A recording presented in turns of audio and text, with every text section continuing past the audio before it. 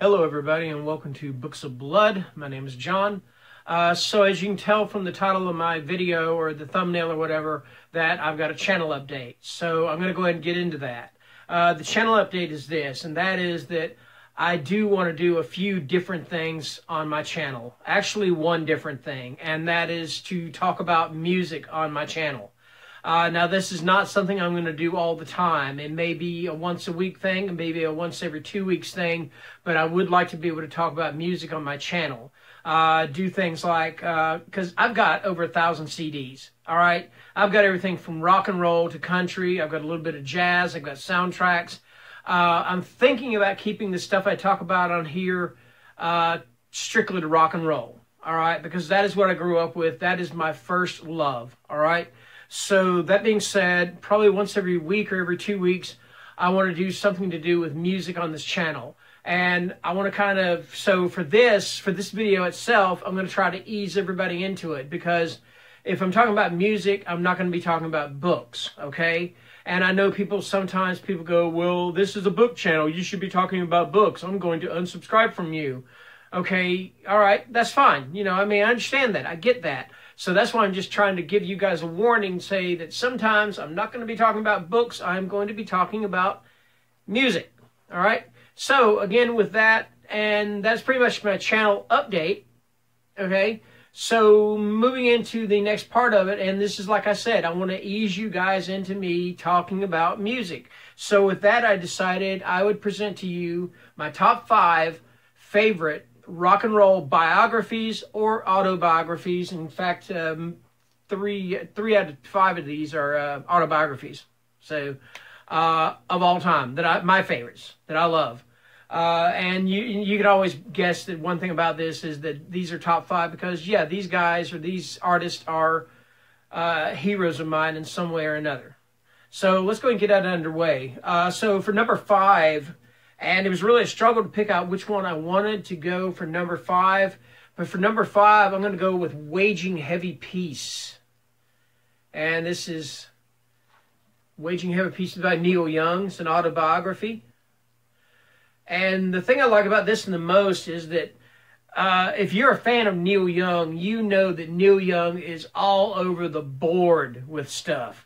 I mean, he's got so many projects in the frying pan. He's got them just coming out into the fire. I mean, and he's always changing up. He is always, he might do a country album one day. The next time he releases, it might be a live album. The next time it might be he's done like electronic albums, things like that. He is always changing. That's one of the things I love about Neil Young.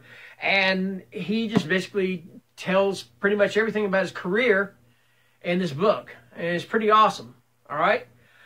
He talks about his love for trains. He talks about his love for cars. He talks about the music thing that he's trying to get off the ground, like iPod, but not iPod. I think it's called Pono. He talks about that. He talks about his relationship with his wife, with Daryl Hannah, with different artists, you know. So, yeah, this is a pretty awesome little book, pretty awesome biography. And that is Neil Young, Waging Heavy Peace. Okay. All right. So next one up, and I have this one on my Kindle. This is an artist that I just recently started getting into. I started having an appreciation for her. I had one album by her already, and that was The Hounds of Love. And I wanted to hear more. I started watching videos of her on YouTube, and I'm thinking, wow, I really like this woman. I like her voice. I like her music and stuff. And I'm talking about Kate Bush. And the biography, and I hope it pops up on the screen, is called Under the Ivy. And it's about Kate Bush. I believe the author's name is Graham Thompson. This pretty well starts it's a biography of her that starts pretty much from goes from her childhood to the present, as far into the past, when the book was written. And it lets me know things I didn't know about her. I mean, I know she is hugely popular, very well respected, just a great musician. Her music is fantastic. It's another one that is very different, very unique. And she's influenced so many people. Bjork, she's influenced Tori Amos. Probably the biggest is Tori Amos. and then others too. Bat for Lashes. Elton John holds her in very high regard. David Gilmour holds her in very high regard. In fact, he pretty much discovered her. I didn't know this. Now, this is one thing about her. She's a very reclusive person. And I figured, well, she's a rock and roll star, so she's probably done tons of tours.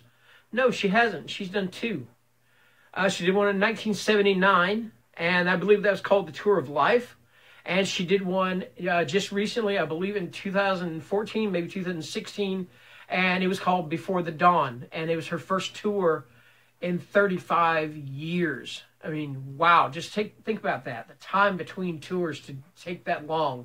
But anyway, like I said, the book is called Under the Ivy, and it is my number 4 pick for my top 5 favorite rock biographies of all time.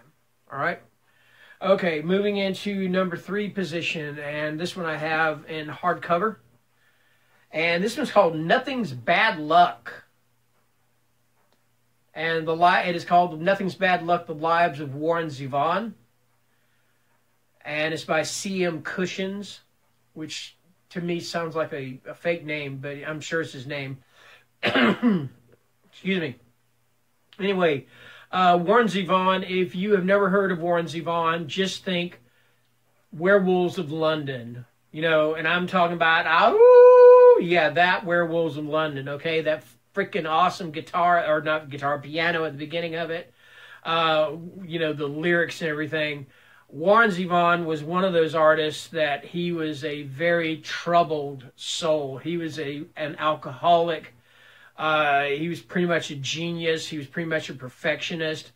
But yeah, his alcoholism got so much in the way of it, and it affected so many people, including, of course, himself.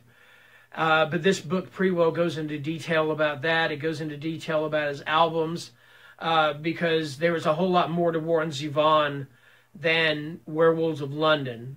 His debut album, Warren Zevon, self-titled, eponymous, whatever you want to call it, is absolutely fantastic.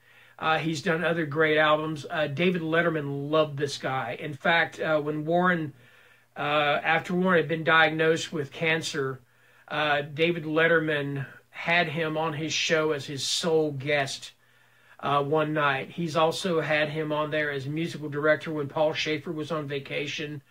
So Letterman had a great love for this guy, and I did too. I was so freaking sad when this guy passed away. You know, I mean, it just hit me so freaking hard.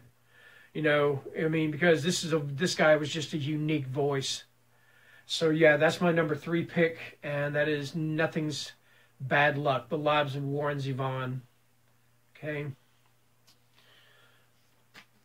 Okay, moving on to number 2.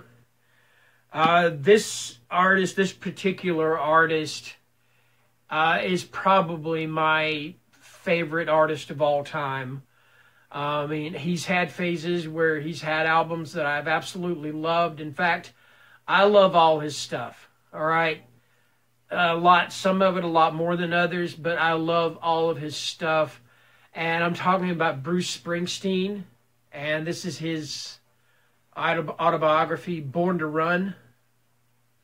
And of course, the title of this is of course taken from his monumental album from 1975, Born to Run.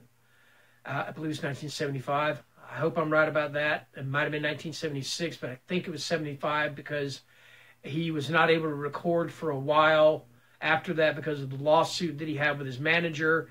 And Darkness on the Edge of Town came out in 1978. And I think there was a 3-year span between them.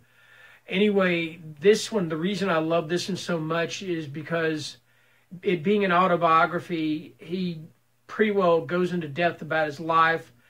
He goes into depth about his having to seek therapy, about his depression, about his friendship with Clarence Clemens, his saxophone player, passed away. Also about Danny Federici, his organ player, keyboardist, who passed away.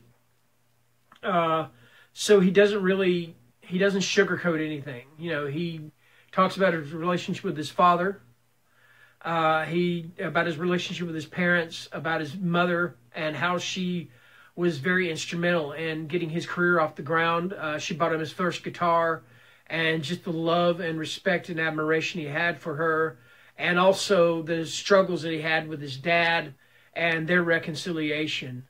So yeah, I mean, this is just an awesome autobiography, and it's my number 2 pick, and that is Bruce Springsteen, Born to Run.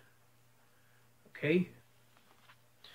All right, and my number 1, and this is really going to be, you're going to find this kind of strange. I just finished this book. It's going to pop up on my Kindle in just a minute. It is called Kicking and Dreaming, and it's by Ann and Nancy Wilson, and it's the story of their life in the band Heart, their life outside of Heart, their struggles in the music industry, being women in the music industry, and the total lack of respect they received as women in the music industry. Nancy Wilson is a kick-ass guitar player, either acoustically or electrically, and she's actually had people come up to her and go, "Is your guitar really plugged in? Or can you really play that?" Well, yeah. Or they'll ask her questions like, "What's it like to be a female guitar player?" And she responded with an excellent response. She said, "What's it like to be a human guitar player?" You know, because she's a fantastic player, male or female, it doesn't freaking matter. All right, and then you have Ann Wilson, who has got one of the freaking finest voices in rock and roll. I mean, good grief, that woman can sing anything. And if you don't believe me on that, go to YouTube, look up Heart videos, and see her and her band and the band Heart performing "Stairway to Heaven" at the Kennedy Center Honors, with the remaining members of Led Zeppelin looking down on them and total approval of it too. They make that song theirs. I'm serious, all right? That's all I'm going to say. But anyway, Ann has also had problems with her weight. She's had problems with critics making fun of her about her weight, with other people making fun of her about her weight, so that's those struggles. And just the struggles as a band, to get the band off the ground, you know, to get their music, to play the music they wanted to play, you know. And there's a lot of things I didn't know about them, and but I always kind of wondered about. And one thing is about their music in the 80s, because they had their biggest career in the 1980s with the songs like "Alone," "Never," "These Dreams," which was their only number 1 hit, and that was sung by Nancy. All right. Anyway, and then there was that one, "All I Want to Do Is Make Love to You." Ann Wilson hated that. She hated that song. She hated singing it. And, you know, of course, it was a big hit, but she absolutely hated it. So, yeah. Anyway, so that is my top 5 favorite rock and roll autobiographies of all time. I hope you like this video. I hope you stick around and see more of what I've got planned with the music. I'll still be doing stuff about books. I'll still be doing stuff about horror. But this is a little side project that I want to do. All right? And I'm passionate about it. I hope that shows. Anyway, thank you for watching. Have a great evening. Good night.